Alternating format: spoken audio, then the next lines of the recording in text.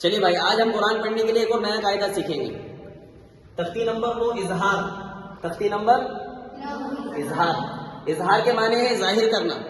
قرآن کریم کو جب ہم پڑھیں گے تو ظاہر کر کر پڑھیں گے, ہے نا. ابھی یہ اسی کا قاعدہ ہے. تختی نمبر 9 اظہار. ٹھیک ہے. نون ساکنیہ تنوین کے بعد حروف ہلکی کے 6 حروف حمزہ ہا, عین ہا, غین خا میں سے کوئی حرف آئے تو نون ساکنیہ تنوین کو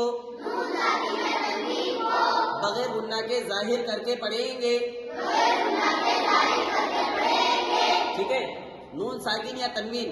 اب تنوین کتنی ہے؟ 2 زبر 2 زیر اور 2 پیش, اس کو تنوین کہتے ہیں. اور نون ساکن کس کو کہتے ہیں؟ جس نون پر جزم ہو اس کو نون ساکن کہتے ہیں.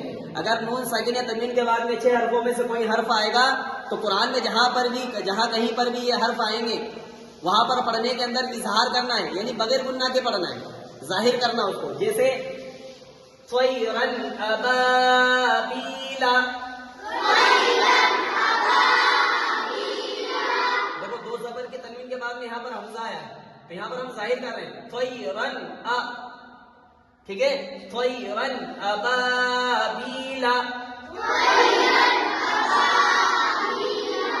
نار حامیۃ لمن خشیہ. دیکھو نار میں خا آیا ہے یہاں پر, لمن میں خا آیا ہے. ایسے ہی من غیرہ. اب یہاں پر نون ساکن کے بعد میں غین آیا ہے تو یہاں پر بھی اظہار کر رہے ہیں, ظاہر کر کے پڑھ رہے ہیں. من غیرہ یومئذ علیہا منہ خطابا من عین آنیۃ کفوا احد فمن عفی من اخیہ من اذن کتاب حکیم.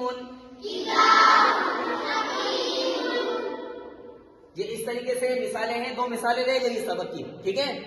لیکن ان میں اب ہم کو حروف ہلکی دیکھنا ہے, کہاں پر بھی 6 حرفوں میں سے کون سا حرف آ رہا ہے تنوین کے بعد یا نون ساکن کے بعد. اس کے اعتبار سے اس کو پڑھنا ہے نا. تو یہ مثالیں ہمارے سامنے. اب ان مثالوں کو ہم نے قرآن کے اندر سمجھنا ہے. جب قرآن پڑھیں گے اس وقت انہی مثالوں کو وہاں پر سمجھنے کی کوشش کریں گے کہ کہاں پر تنوین یا نون ساکن کے بعد میں حمزہ آ رہا ہے, یا ہا آ رہا ہے, یا عین آ رہا ہے, یا ہا آ رہا ہے, یا غین یا خا.